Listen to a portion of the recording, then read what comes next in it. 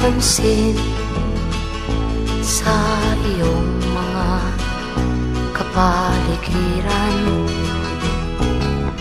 Kay dumi na ng hangin, pati na ang mga ilog natin. Hindi nga masama ang pag-unlad at malayo-layo na rin ang ating narating.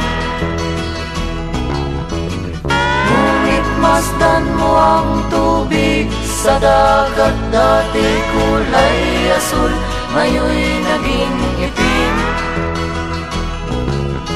Ang mga duming ating ikinalat sa hangin, sa langit, huwag na nating paabutin.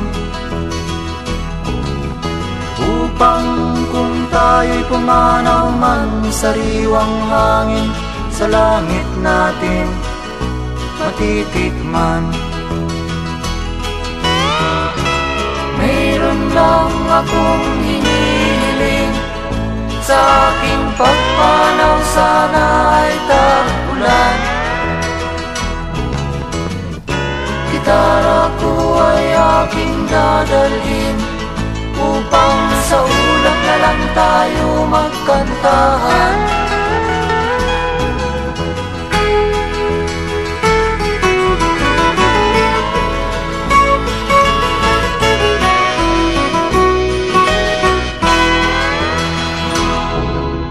Ang mga batang ngayon lang isinilang, may hangin pa kayang matitikman. May mga puno pa kaya silang aakyatin, may mga ilog pa kayang lalamuyan. Bakit di natin pag-isipan ang nangyayari sa ating kapaligiran? Hindi nga masama ang pag-unlad kung hindi nakakasira ng kalikasan.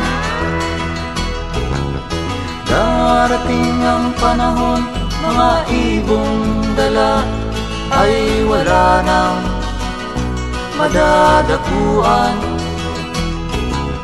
Masdan mo ang mga punong dati ay kay tatag, ngayon'y namamatay dahil sa ating kalokohan. Lahat ng bagay na narito sa lupa, biyayang galing sa Diyos kahit nung ika'y wala pa.